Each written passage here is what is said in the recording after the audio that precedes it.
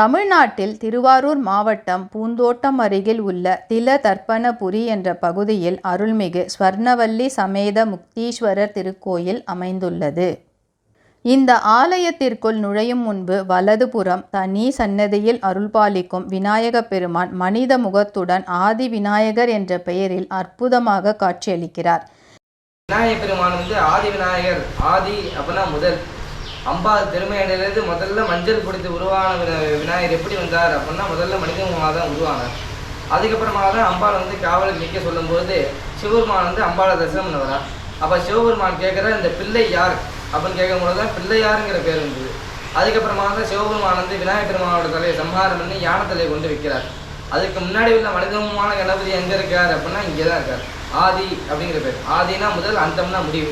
அது ஆதியிலே இருக்கக்கூடிய விநாயகர் யார் அப்படின்னா ஆதி விநாயகர் தான். அப்படி உள்ள விசேஷமான விநாயகருக்கு மாதம் வரக்கூடிய சங்கடஹர சதுர்த்தியில் கணபதி ஹோமமானது விசேஷமாக நடந்து வருகிறது.